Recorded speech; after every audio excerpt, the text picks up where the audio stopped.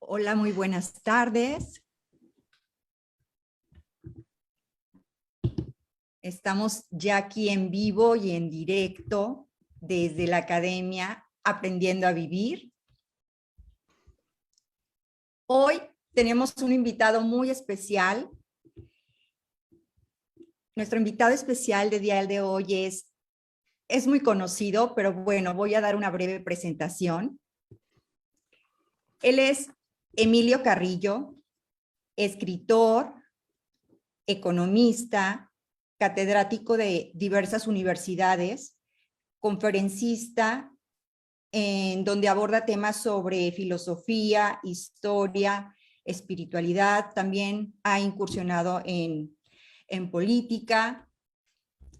Y bueno, Emilio Carrillo, bienvenido a la Academia Aprendiendo a Vivir. Es un honor compartir contigo el día de hoy. Muchísimas gracias. El honor es mío. El honor es mío de compartir con la Academia y a través de ella con todas las personas que vamos a llegar a través de este encuentro. Así que muchas gracias. Así es, Emilio. ¿Y qué te parece? El tema que hemos elegido para compartir, para reflexionar hoy es el despertar de la conciencia. Y mucho se habla de la conciencia. Y si te parece bien, ha causado un poquito de, digamos, un poquito de curiosidad o de, pues no lo quiero llamar conflicto, pero lo que es conciencia con C y conciencia con S. ¿Qué te parece, Emilio? Dime tú si empezamos por ahí un poquito para clarificar eso. Pues me parece excelente, porque para hablar del despertar de la conciencia, lo primero parece que es tener claro lo que es la conciencia, claro, que es de lo que se trata de despertar, ¿no? Me parece muy adecuado. Y ahí, como me gusta compartir, tenemos una ventaja, y es que esa diferencia entre conciencia con S y conciencia sin S es una diferencia que viene de muy atrás, es decir, que se ha ido configurando a lo largo de las aportaciones de muchos maestros y maestras, sabios y sabias a lo largo de la historia. Pero tenemos una ventaja actualmente, y es que podemos acudir al diccionario de la Academia de la Lengua Española para consultar ambos términos. Y ciertamente en otros términos, en otros vocablos, no sucede lo mismo. Pero en este la definición, el acercamiento que hace a ellos la Academia Española de la Lengua es muy acertado. Recoge todo lo que es ese bagaje de sabiduría al que he hecho mención. Y de esa forma, Zoraida nos dice lo siguiente. Con relación a la conciencia, sin ese, nos dice el diccionario que ese término se usa cuando estamos haciendo mención a cuestiones morales relativas al bien y al mal. Para eso está el término conciencia.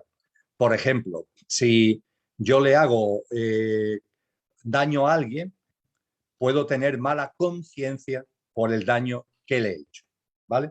Ese sería el uso correcto del término conciencia. Tiene que ver con cuestiones morales, con el bien y con el mal, y con una sensación y un sentimiento que puede surgir en el ser humano ante determinados comportamientos y conductas que puede llevar a cabo.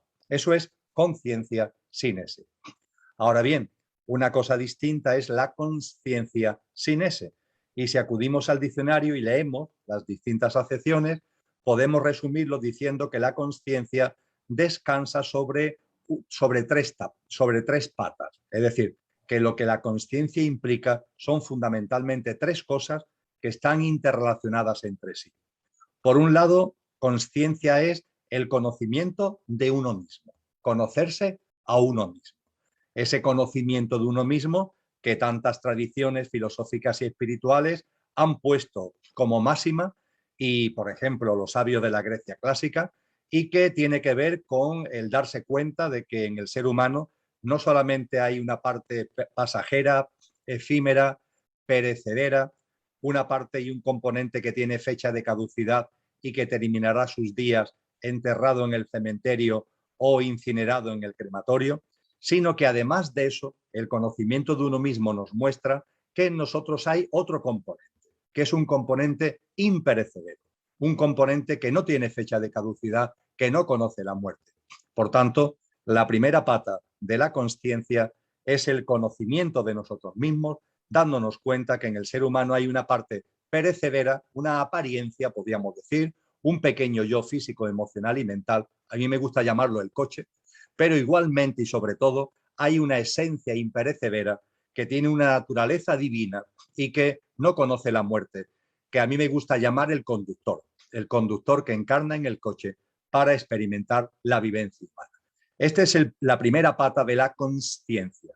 La segunda pata de la consciencia es el conocimiento de la realidad que nos rodea. Es decir, no solamente conocernos a nosotros mismos, que es una mirada y una perspectiva interior, sino también una perspectiva y una mirada exterior, el conocimiento de la realidad que nos rodea, buscar la verdad de lo que hay en nuestro entorno, de lo que ocurre, de lo que sucede, etcétera, etcétera. Y por fin, estas dos patas, la mirada interna, conocimiento de uno mismo, la mirada externa, conocimiento de la realidad que nos rodea, estas dos patas se complementan con la tercera. Y la tercera, que es el equilibrio, es decir, la interacción desde lo que somos, conocimiento de uno mismo, con la realidad que nos rodea, conocimiento de aquello que está en nuestro entorno. Y eso hay que hacerlo en equilibrio. Y en eso han insistido mucho las tradiciones espirituales y filosóficas. No te quedes en la mirada interior, no te quedes ahí. Eso no es la espiritualidad, porque corres el riesgo de caer en el engolamiento espiritual que lo llamó San Juan de la Cruz, en la indiferencia y en el orgullo y en la soberbia espiritual. No te quedes ahí, pero tampoco te quedes en mirar fuera, porque conocer la realidad fuera está muy bien, pero como no lo unas a una conciencia de ti mismo, puede ser que en lugar de conocer la realidad, quedes atrapado por la realidad. De ahí la importancia de ese equilibrio. Y por tanto, y en resumidas cuentas, esta es la diferencia y esto es lo que tiene que ver con la conciencia y la consciencia. Conciencia relativa a cuestiones morales que tienen que ver con el bien y con el mal, y la consciencia, mirada interior, conocimiento de uno mismo, mirada exterior, conocimiento de la realidad, y en tercer lugar, dentro del ámbito de la consciencia, el equilibrio entre lo interior y lo exterior.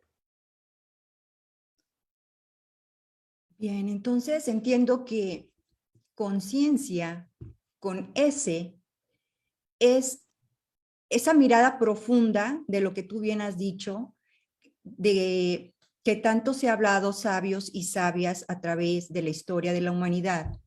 Encontrar ese conócete a ti mismo, esa frase tan profunda, Emilio, pero que tú lo desmenuzas con tanta claridad y pareciera muy fácil, pareciera tan simple el conocernos a nosotros mismos. Y en nuestra vida diaria, ¿qué tal? Te invitaría un poquito a eso, a saber, ¿qué pautas nos darías para aplicar esto del conocernos a nosotros mismos en nuestro día a día, en nuestra cotidianeidad, que es ahí en donde ocurre la vida? Y que, como tú bien has dicho, en ese primer pilar, no sé, de lo que nos has explicado sobre el conocimiento, sobre la conciencia, que es encontrar un equilibrio en esa mirada interior, pero también con esa mirada exterior, porque finalmente es como una interacción, lo entiendo así, una interacción en saber lo que yo quiero, en escuchar hacia adentro, pero también en actuar, en tomar acción hacia afuera. Y ese es el punto al que refieres, dime tú, en donde se encuentra ese equilibrio, y que finalmente entiendo que conciencia sería eso, encontrar ese punto de equilibrio. Emilio. Efectivamente, lo has expuesto maravillosamente, no puedo mejorarlo. Yo diría que ese punto de equilibrio tiene que ver con la compasión, con la compasión. La compasión es hacer tuyo lo que vive el otro, sea el otro un ser humano o cualquier otra modalidad de vida, el hacerlo tuyo. El que nada humano ni no humano te sea ajeno. Es decir, una compasión que nos saca del enfriamiento, que por cierto nos quieren meter en él, ¿verdad? Tanto enfriamiento, tanto recelo, tanto alejamiento y tanta división. el conocimiento de uno mismo, todo lo que tiene que ver con esta mirada profunda a la que tú has hecho referencia, implica una compasión que nos une, que nos liga, no desde la indiferencia, sino desde la compasión a todo lo que nos rodea. Y junto con la compasión, la acción consciente, porque eso que tú has mencionado, es decir, la capacidad de actuar en el mundo exterior, pero sin romper el nexo con lo que realmente somos, sin romper la presencia de lo que realmente somos, es lo que a lo largo de la historia Siddhartha Gautama Buda llamó la acción correcta y otros sabios han denominado acción consciente. Es decir, una acción que no se hace desde el pequeño yo, egoico, egocéntrico, que quiere imponer, que quiere convencer, sino que quiere dominar, que quiere competir, que quiere ganar el debate. No, no, no. Se hace una acción consciente que se hace desde el corazón, se hace desde el respeto al otro, a la opinión del otro, con empatía a todos los seres humanos, a todos los seres vivos, y es un cambio completo de mirada. Y tú afirmabas algo que es cierto, es decir, puede parecer difícil esto, puede parecer difícil vivir con una mirada interna, una externa y un equilibrio con esa compasión a la que he hecho mención y esa acción consciente como manera de andar por la vida. Puede parecer difícil, pero realmente no lo es, realmente no lo es. Es solamente una apariencia. ¿Y por qué parece que es difícil? Bueno, pues tenemos que mirarnos a nosotros mismos y tenemos que reconocer que esta sociedad padece una especie de enfermedad. Es la enfermedad que nos cuesta percibir lo trascendente, fuera y dentro de cada uno de nosotros. Y es una enfermedad que fue muy bien definida por Rudolf Steiner hace un siglo aproximadamente, ¿no? Que puso el dedo en la llaga al decir que en la humanidad actual padecemos esa enfermedad. Una enfermedad que grandes filósofos como Friedrich Nietzsche ha denominado la muerte de Dios, el matar a Dios. ¿Qué significa eso de matar a Dios? Hombre, no significa que físicamente se refieran a que se mata a Dios físicamente, no, no. Hacen mención, con la idea de Dios ha muerto, el matar a Dios, a lo que hacen mención es a la muerte de la idea de Dios. Es decir, para decirlo con más claridad y que nos podamos entender perfectamente, la muerte, la desaparición en la sociedad de la idea de lo trascendente, de la idea de lo trascendente. Por tanto, una sociedad donde lo trascendente, dicho en términos contemporáneos, no computa, no computa. Todo es lo material, todo es el día a día de la vida esta que tenemos, con tanto estrés, con tanto culto a la velocidad, con tanto querer tener, acumular, retener, con tantas inseguridades, incertidumbres, con tanta presencia de nuestro ego y de nuestros componentes egocéntricos, tan economicista, tan mercantilista, tan dada al entretenimiento superfluo, a la distracción lela, tan alejada de la naturaleza y de la vida, una sociedad que lo trascendente lo ha borrado de la escena. Entonces, claro, cuando una sociedad borra lo trascendente de la escena, ¿qué queda? ¿Qué queda? Pues queda algo enormemente superficial y algo donde lo que tú y yo estamos hablando parece que no tiene lugar, porque como lo trascendente no computa, ¿a quién le va a interesar la conciencia, la mirada interior para conocernos mejor, un acercamiento a la realidad que nos rodea en interacción con esa mirada interna? Todo eso queda como metido en un cajón. Y por eso puede parecer difícil lo que estamos comentando, pero realmente no lo es. Realmente no lo es, ¿por qué? Porque si estuviéramos hablando de ser lo que aparentemente somos, podría ser difícil, pero no, estamos hablando de ser lo que realmente somos. No lo que pasajeramente somos, sino lo que imperecederamente somos. Y eso en principio debería ser simplísimo, facilísimo, porque es ser como somos.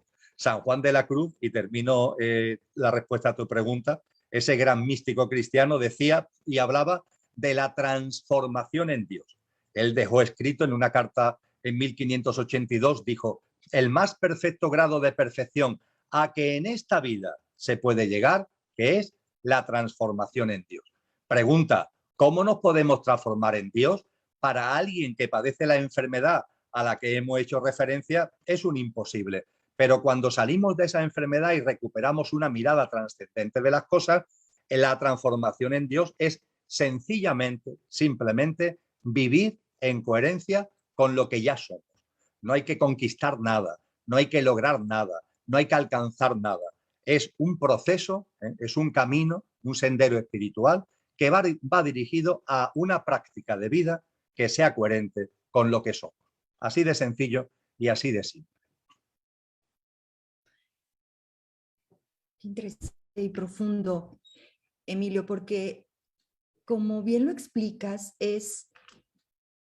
una cosa es la esencia y otra cosa es la apariencia. Y en este mundo, en esta sociedad, estamos envueltos en vivir más de esa apariencia. Y esto que planteas sería, en primer lugar, para vivir en ese despertar de conciencia, dime tú, es primero darnos cuenta de esa separación, de que somos esos seres espirituales que venimos a tener esa experiencia humana y que somos tan humanos pero tan espirituales, pero que hemos olvidado esa parte de esa esencia que algunas personas o algunas, digamos, sabios, sabias lo llaman como luz, el yo superior, energía. Y a veces es difícil en nuestro día a día tomar conciencia de esa separación, ¿sí? De estar consciente de que somos ese ser, esa luz, como tú bien dices, que estamos en este mundo, en esta sociedad, pero que nos ha ido envuelto. Entonces, si más o menos podemos llevar ahí esa pauta en cuanto a el despertar de la conciencia empieza por conocernos a nosotros mismos en esa separación de la esencia y la apariencia. Totalmente, totalmente. Y aprovechando tu planteamiento, voy a dar un pasito hacia adelante. Okay. Hay personas que me preguntan, bueno, vale, Emilio, ya me he enterado, ya me he enterado. Tengo una apariencia efímera que va a terminar sus días en el crematorio, en el cementerio, pero tengo una esencia imperecedera que va más allá de la muerte y que no conoce la muerte y que es, por tanto, no efímera, no pasajera. Bien, ¿qué hago para vivir en coherencia con eso que realmente soy? Para vivir en coherencia con mi esencia. ¿Qué hago? Bien, lo primero, como tú muy bien has dicho, darte cuenta. Lo primero, darte cuenta, empezar a darte cuenta de lo que aquí estamos compartiendo.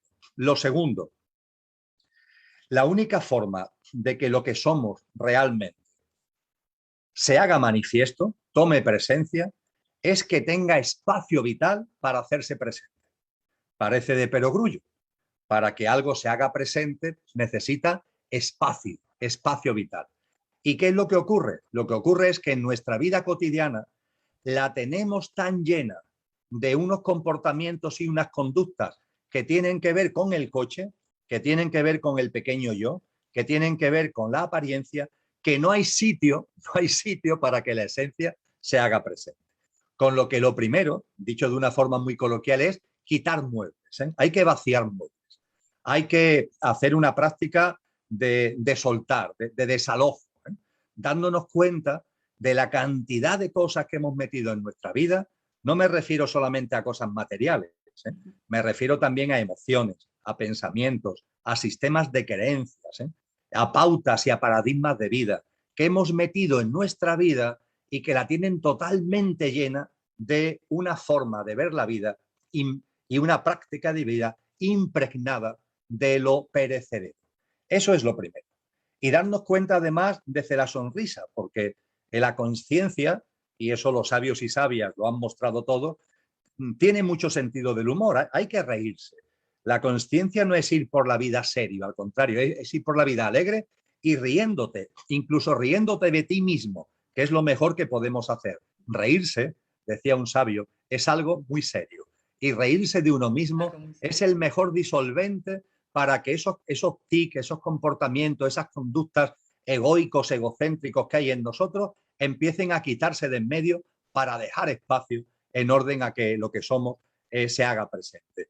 A mí me gusta decir, cuando haya una voz ahí, una voz en ti, que diga que las cosas tienen que ser lo que yo quiero, como yo quiero, cuando yo quiero, donde yo quiero. Ríete, ríete a carcajadas. Ese es el pequeño yo, porque el yo superior sabe perfectamente que las cosas son cuando corresponden. Confía en la vida, sabe que todo tiene un sentido profundo, lo que a la mente le gusta y a lo que a la mente no le gusta, y que todo tiene un porqué y un para qué. Y si sale una vocecita por ahí diciendo que necesitas mucho, porque tienes muchas necesidades y además necesitas mucho para lo que necesitas, ríete a carcajadas, porque ya nos han dicho los maestros como Francisco de Asís, el santo de Asís, ya nos dijo que necesito poco y lo poco que necesito, lo necesito poco, porque esa es la verdad de la vida. Eso no lo sabe el pequeño yo, pero lo sabe perfectamente lo que realmente somos, nuestro yo superior.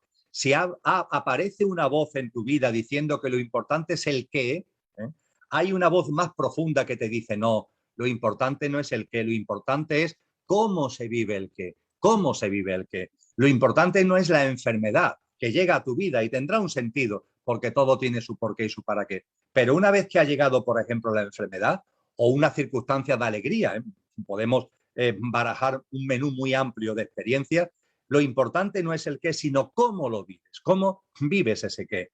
El pequeño yo está siempre liado con los problemas, siempre hay problemas, problema arriba, problema abajo, tengo un problema, dos problemas, 100.000 problemas.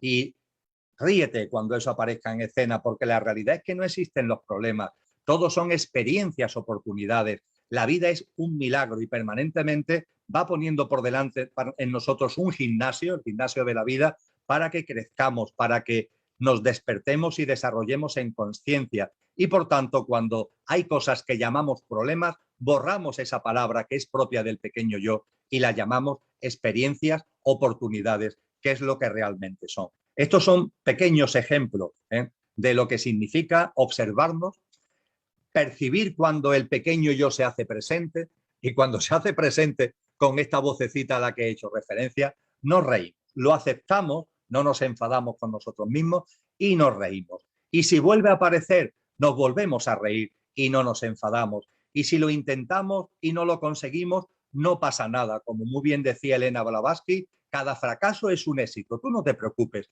cada fracaso es un éxito. Tú sigue en ese camino y tú verás como poco a poco ese pequeño yo va perdiendo protagonismo. Esa pérdida de protagonismo deja en tu vida un espacio y ese espacio es ocupado naturalmente, espontáneamente y sin esfuerzo por eso que somos. Y eso que somos, que tiene un telón de fondo y una esencia absolutamente divina, está lleno de maravillosas cualidades. Todo lo que tiene que ver con el amor, todo lo que tiene que ver con la compasión, con la sabiduría, y a partir de ahí la bondad, la belleza, el altruismo, la generosidad, la empatía, la ternura, la sensibilidad, la inspiración, la intuición, el compartir, etcétera, etcétera, viene en ese paquete de vivir como realmente somos, que va llenando nuestra vida, y eso lo han puesto de manifiesto y han sido una experiencia viva muchos hombres y mujeres, afortunadamente, a lo largo de la historia de la humanidad. Y qué liberador esto que compartes, Emilio, porque eso que llamas problemas, que tú lo has denominado experiencia, oportunidad, es propiamente la vida misma que hay experiencias que a veces catalogamos de buenas o de malas, pero como bien lo has explicado, el qué ahí está. La situación, la experiencia, la vivencia. Y aquí es donde entraría nuestro poder interior de elegir, el de decir cómo lo voy a gestionar, cómo lo voy a enfrentar, cómo elijo vivirlo. Ese libre albedrío de decidir cómo lo voy a afrontar para aprender de él. Perfectamente expuesto. Y fíjate, porque esa libertad que muy acertadamente tú has subrayado, debemos ser conscientes de que el ser humano, tú, yo y los 8.000 millones de seres humanos, estamos en un entramado socioeconómico que nos limita mucho. que nos limita mucho. Hay muchos sistemas de creencias, hay muchas interferencias, hay muchas influencias exteriores, los medios de comunicación, la sociedad, la familia, hay muchas influencias y muchas interferencias. Pues bien, hay un ámbito que, retomando la expresión de un sabio, podríamos denominar nuestro espacio sagrado de libertad, en donde nadie puede meterse, en donde nadie puede influir, en donde no llega ninguna interferencia. ¿Cuál es ese espacio sagrado de libertad? No tiene nada de misterioso, es el momento presente. Mejor dicho, la actitud con C, la actitud con la que vivimos el momento presente. Y eso lo elige cada uno, desde que nos levantamos hasta que nos acostamos y también durante los sueños. ¿Con qué actitud vivo cada momento? No lo que pasó, que ya pasó, no lo que vendrá, que veremos a ver si llega, no, el momento presente.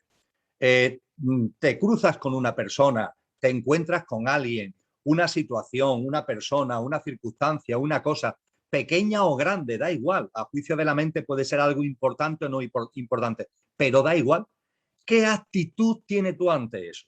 ¿Qué actitud tienes ante la persona que te encuentras en el ascensor de tu edificio? ¿Qué actitud tienes ante cualquier persona que, por lo que sea, llega a preguntarte algo en tu actividad laboral?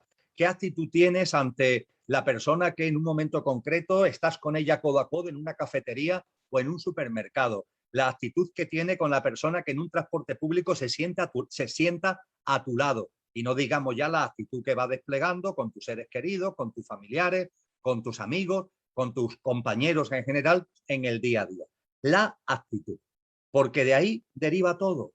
Ya estaba enseñado en la ciencia del yoga hace miles de años, pero lo difunde la psicología moderna.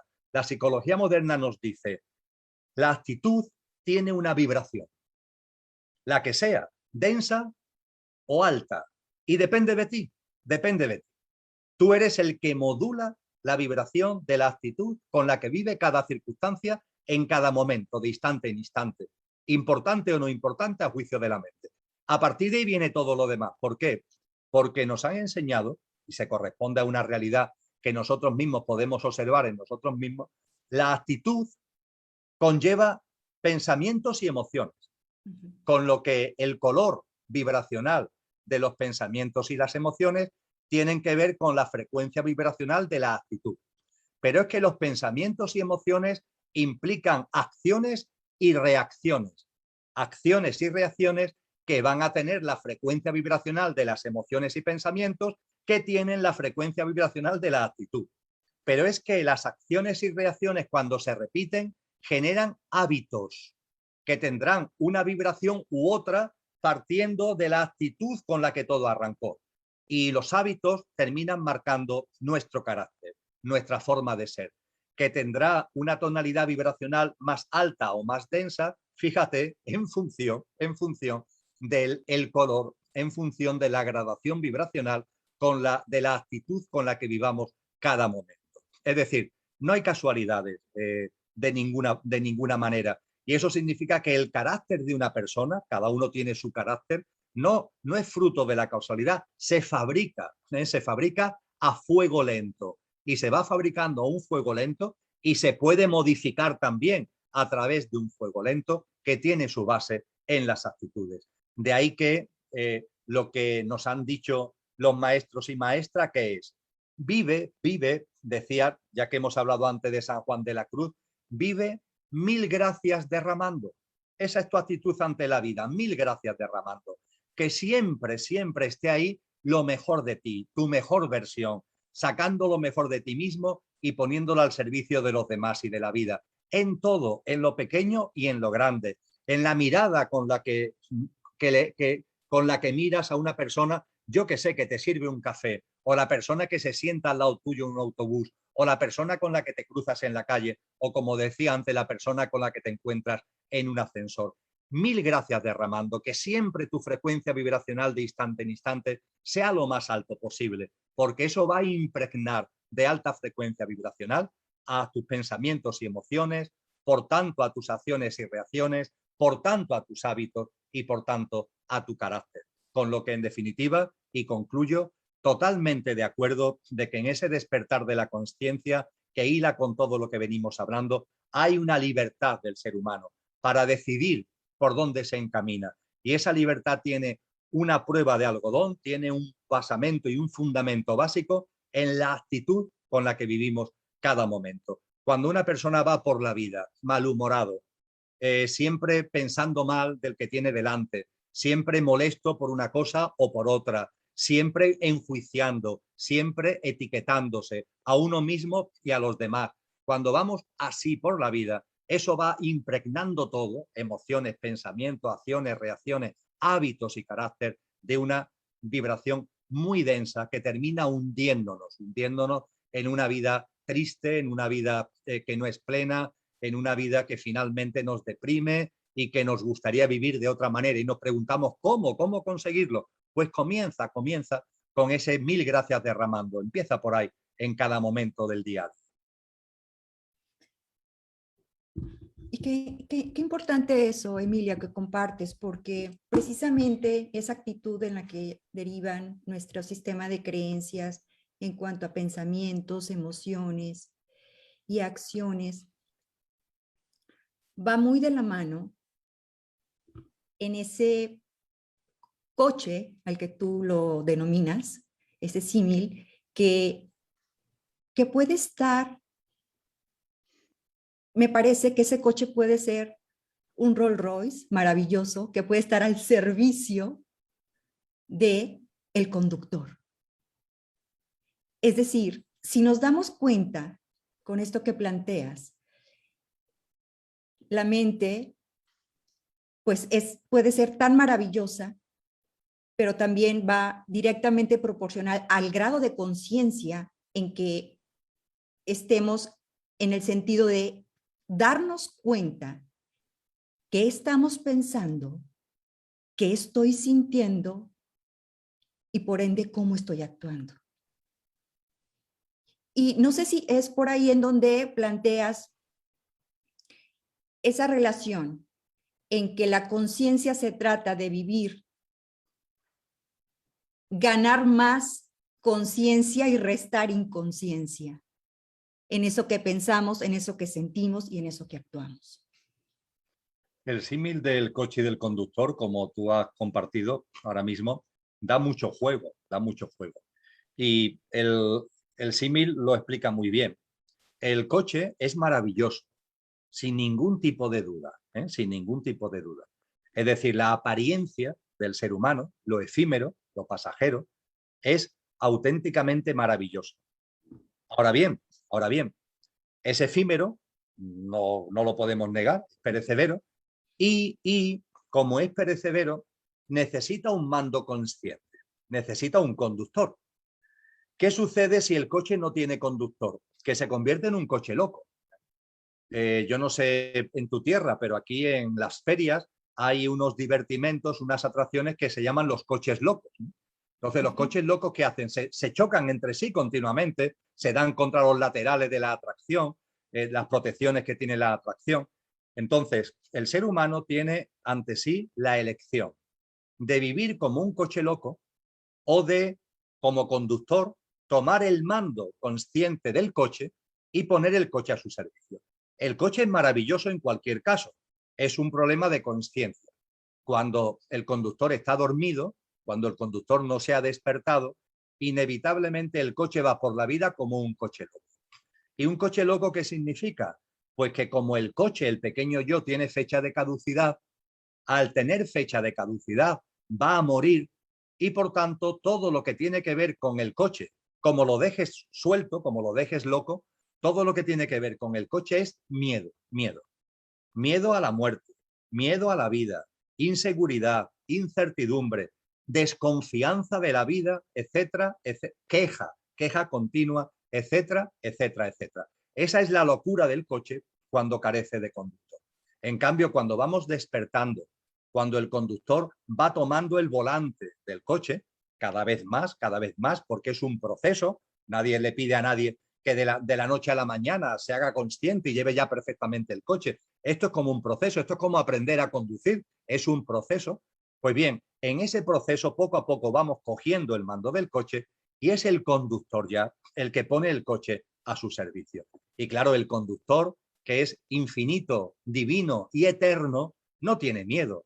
Todas esas inseguridades, todas esas incertidumbres desaparecen de la vida. Nos llena la confianza hacia la vida, nos llena una aceptación que no es resignación, que no es impotencia, no, es una aceptación ante todo lo que sucede derivada, fruto de la confianza en la vida. Confío en la vida, luego acepto. Y a partir de ahí reverencio la vida en todas sus manifestaciones, la vida como milagro, la mía, la tuya, la de todos los seres humanos, la de todos los seres vivos, y nos llena el corazón y se nos explota en amor y en compasión, en esa reverencia por la vida que tan maravillosamente glosó el Premio Nobel de la Paz de 1952, Albert Schweitzer. Todo esto es lo que trae consigo el que ese maravilloso coche, porque lo es, no vaya por la vida como coche loco, sino que sea bajo el mando consciente de un conductor cada vez más despierto, cada vez más avezado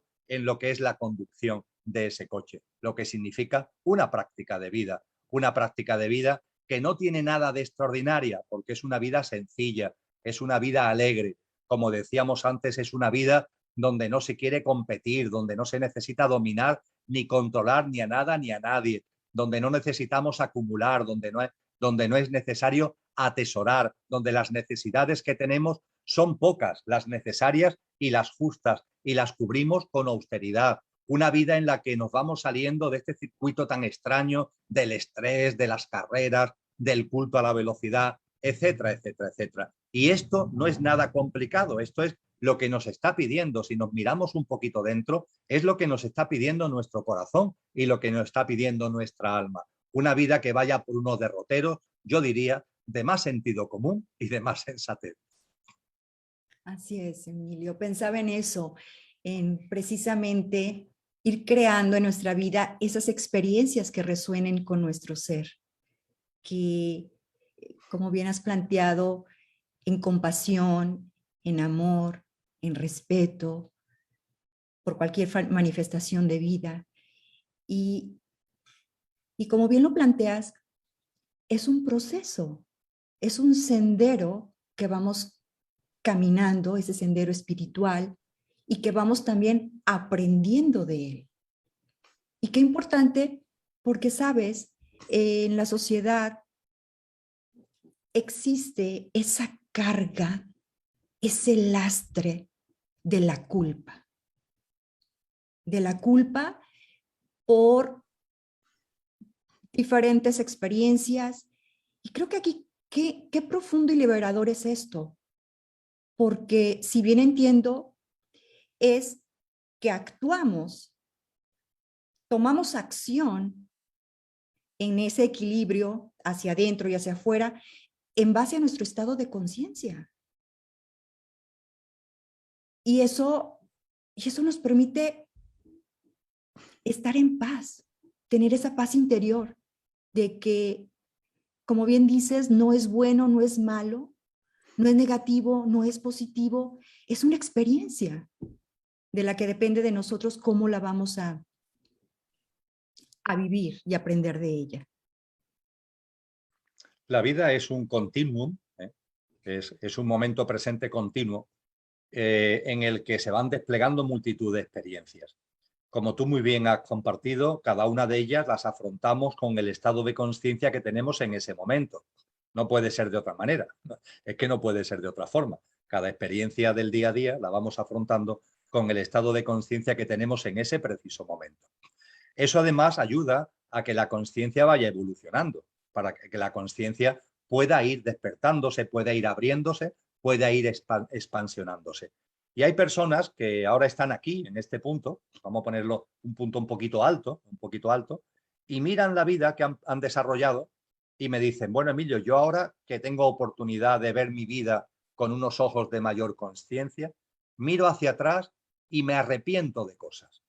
Y como tú dices, siento incluso culpa, ¿no? De no sé qué y de no sé cuánto. y esto que hice, y esto que hice, y esto que hice, me arrepiento. Y me gustaría eliminarlo de mi vida, me gustaría borrarlo de mi vida. A esas personas, ¿sabes lo que le digo? Pues algo muy sencillo. Digo, mira, tú estás aquí hoy, aquí, y te arrepientes de esto, y de esto, y de esto. Vale, vamos a borrarlo. Vamos a suponer que fuera posible. No es posible, además es una cosa absurda porque no es posible. Pero vamos a suponer que fuera posible. Venga, borramos esto y borramos esto. ¿Sabes lo que te pasarías? Que te caes. Que ya no estarías aquí, bajarías. Porque estás aquí ahora y tienes esta perspectiva más amplia, más elevada, por todo lo que has vivido. Por tanto, acepta todo lo vivido. Aprende de las experiencias. Muy bien, dice esto. Pues yo esto ahora, lo que hice no lo volvería a hacer. Vale, pues no lo hagas.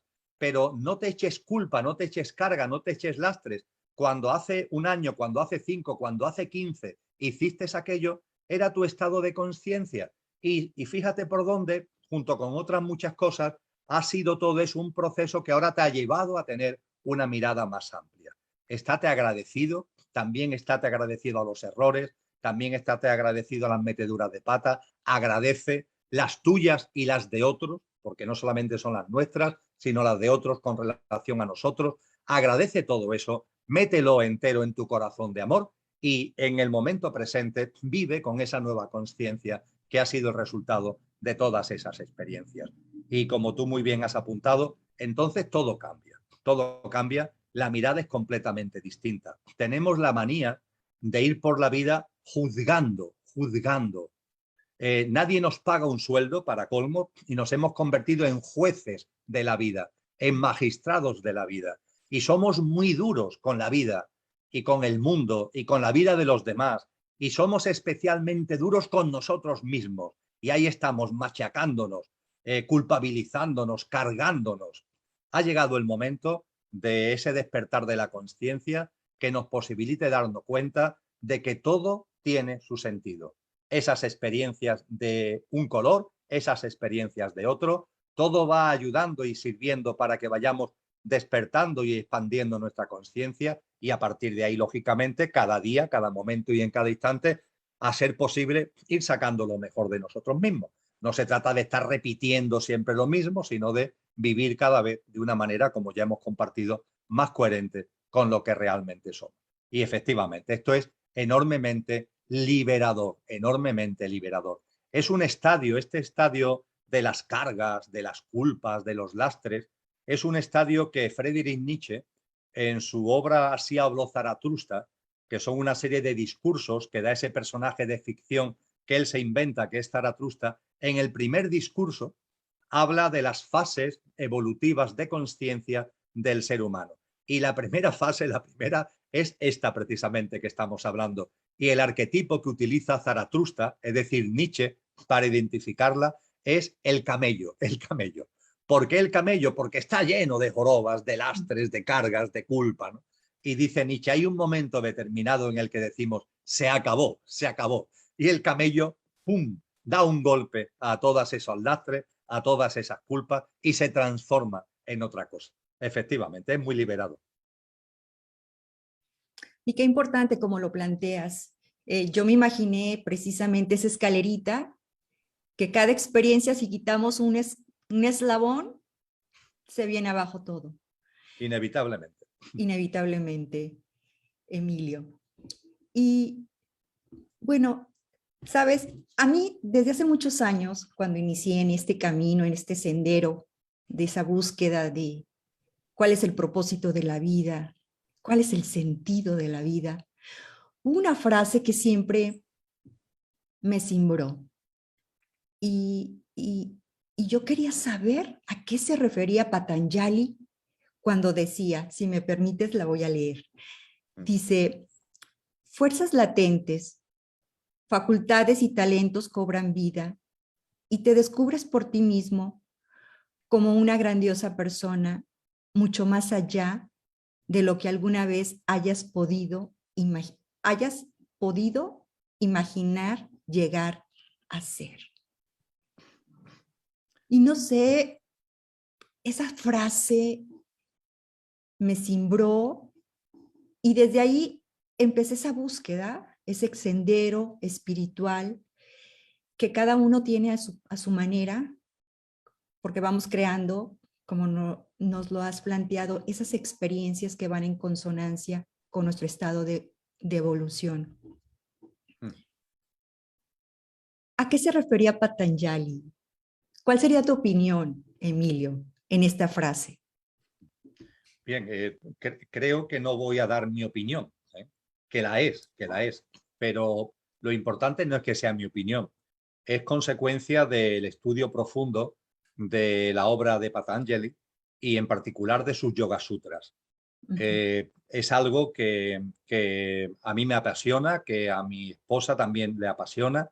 De hecho, en el 2019, después de muchos años de estudio, publicamos un libro sobre el yoga, lo que realmente es y cómo practicarlo, que tiene como objetivo profundizar en las enseñanzas de Patanjali.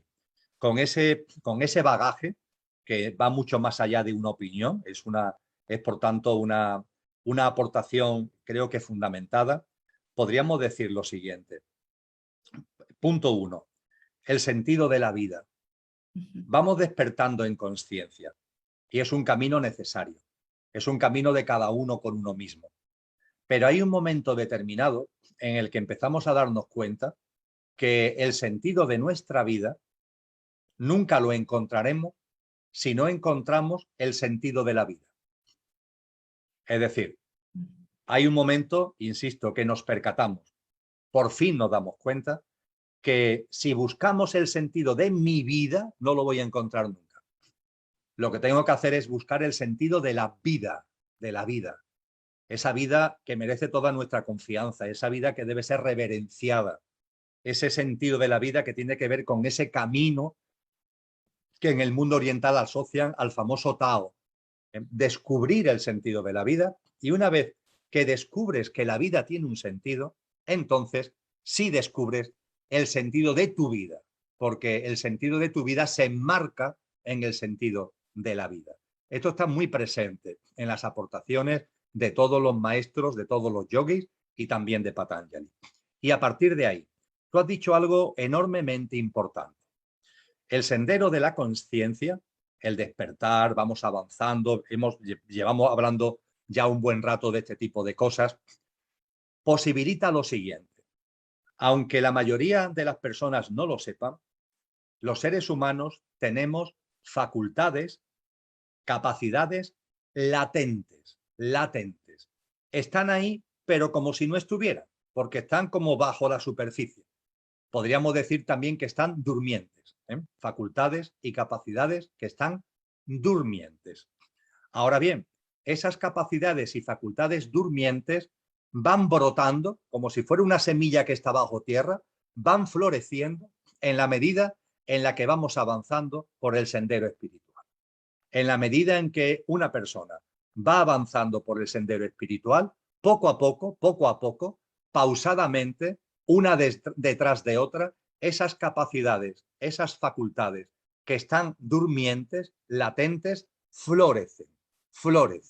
Concretamente, en los Yoga Sutras de Patanjali, en esos 196 maravillosos aforismos cortos que nos definen a la perfección la ciencia del yoga, hay una sección que invito a leer. Los Yoga Sutras de Patanjali están en internet, son fáciles de localizar. Nos vamos a los Yoga Sutras de Patanjali y buscamos dentro, como no son largos, es fácil de encontrar, buscamos una sección que se llaman Siddhis, S-I-D-H-I-S, con doble D y H, Siddhis, con doble D y H. Esa sección de los Siddhis describe cuáles son esas capacidades y esas facultades, que son durmientes, pero que se van despertando cuando despertamos en conciencia y vamos avanzando en el sendero espiritual.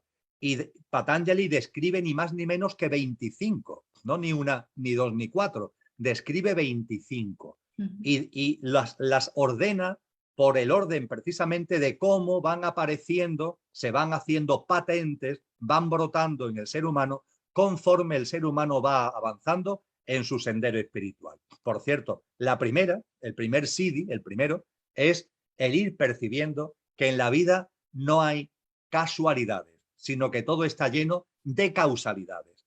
que en la vida todo son pautas, patrones, sincronías, señales y por tanto va brotando la confianza en la vida. Esto es uno de los primeros siddhis, de las primeras capacidades que están ahí, pero están durmientes y se activan, florecen cuando vamos despertando y avanzando en nuestra conciencia. Y a partir de ahí vienen muchas más. No quiero agotar el asunto para invitar a que se consulte, como están ahí en las redes no hay ningún tipo de problema, pero encontrarán que ahí está la capacidad de recordar vidas pasadas, ¿eh?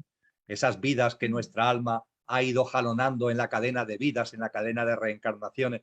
Cuando vamos avanzando en el sendero espiritual, ese recuerdo aparece. Hay gente que me dice, Emilio, si hay vidas pasadas, ¿yo por qué no me acuerdo? Y yo le digo, porque todavía no es el momento. Tú sigue, confía, despierta tu conciencia, avanza en conciencia y todo llegará, todo llegará. Y efectivamente, Patanjali hace mención a cómo el recuerdo de vidas pasadas llega en un momento concreto de nuestro proceso conciencial y espiritual. Y llegan muchas más cosas. En un estadio muy avanzado aparece el Siddhi, por ejemplo, a más de uno le sonará por el gran Cristo Jesús, de andar sobre las aguas, que es una capacidad que el ser humano va teniendo en la medida en el que va viviendo desde la esencia. Y cuando va viviendo desde la esencia, tú tienes una interacción con la materia y con la naturaleza que te permite convivir con ella y también ella está a tu servicio. No arrancándole los secretos a la naturaleza, que es lo que hace esta ciencia materialista que intenta conseguir los secretos de la naturaleza peleándose con ella. Es ridículo, es absurdo. Queremos descubrir no sé qué, cogemos un animalito y lo abrimos por la mitad y le hacemos ahí experimentos, pero de verdad, ¿alguien en su sano juicio puede pensar que tú vas a acceder a los secretos de la vida maltratando la vida, por favor? Entonces, en los siddhis se pone de manifiesto que cuando en nuestro desarrollo espiritual reverenciamos la vida, nos hacemos uno con la vida nos regala. La vida se pone a nuestro servicio, la naturaleza se pone a nuestro servicio y adquirimos el don de la levitación y adquirimos el don de la bilocación, de estar en varios sitios a la vez, porque esos son facultades de lo que realmente somos, no son facultades del coche, son facultades de la esencia. Y todo esto, y termino, nos lleva a algo muy importante. He hecho mención a capacidades, habilidades, facultades innatas que están en nosotros, durmientes y que van aflorando y despertándose cuando vamos despertándonos y avanzando en el camino espiritual. Pues bien, aviso a navegantes, no hay atajos, no hay atajos, porque hay personas que al escuchar esto dicen, bueno, pues yo a ver si consigo levitar, yo a ver si consigo la bilocalización, yo a ver si consigo recordar vidas pasadas. No hay atajos, es decir, la única manera de verdad, no son sucedáneos, de verdad, de vivir estas experiencias es ir despertando en consciencia y vivir cada vez de manera más coherente con lo que somos, con autenticidad, con genuinamente, de forma ejemplar, y todo eso va llegando al ser humano. Así que cuando tú hablabas a qué se refería Patanjali con estas expresiones, pues los siddhis, con todo lo que conlleva, son la respuesta. Qué interesante y muy importante eso que dices, Emilio, que no hay atajos. No hay atajos, hay que ir en ese proceso, paso a paso, cada quien con sus tiempos, con sus ritmos, pero conscientes. Creo que esa es la invitación finalmente, conscientes de la experiencia.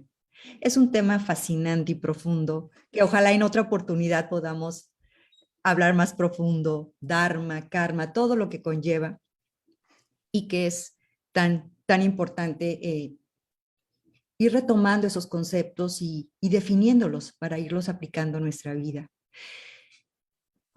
Emilio, como bien dicen, el tiempo no existe, pero el momento presente se despliega a velocidades vertiginosas. Entonces, he disfrutado enormemente esta conversación contigo y yo sé que la idea de la academia Aprendiendo a Vivir es precisamente invitar al autoconocimiento, al análisis, a la reflexión, a todo eso que nos hace crecer, que nos hace avanzar, en donde nos cuestionamos. Y Y yo creo que desde eso que hemos hablado hoy, creo que precisamente es lo que nutre a nuestra conciencia para crear nuevas experiencias que resuenen con ese yo superior que tú ya nos has compartido desde nuestra esencia. Emilio, ¿algo que te gustaría para cerrar nuestra conversación de hoy? ¿Algún Pues, mensaje, alguna frase? dos cosas simplemente. La primera, mi agradecimiento. El agradecimiento siempre es mutuo y compartido, siempre. Y mi agradecimiento es grande por haberme abierto esta ventana, por haber posibilitado este coloquio, por haber planteado los temas que has planteado, por divulgar esto a través del directo y que llegue a las personas que seguro tiene que llegar, porque la vida funciona así. Por tanto, lo primero de las dos cosas que quiero compartir contigo en este momento final es el agradecimiento. Y por otra parte, y en segundo lugar, remarcar la importancia de la denominación de la academia que tú llevas, la academia aprendiendo a vivir. ¿Por qué es enormemente importante?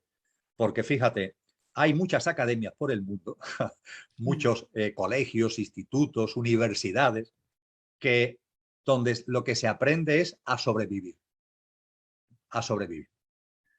Y no, la vida no está para que la vivamos desde la supervivencia, que seamos unos supervivientes, no, la vida está para gozarla, la vida está para vivirla plenamente, con lo que es positivo y con lo que es negativo a juicio de la mente, con todo, y sacarle a todo jugo y crecer con todo. La vida está para que la vivamos desde lo que somos, en su plenitud y completud.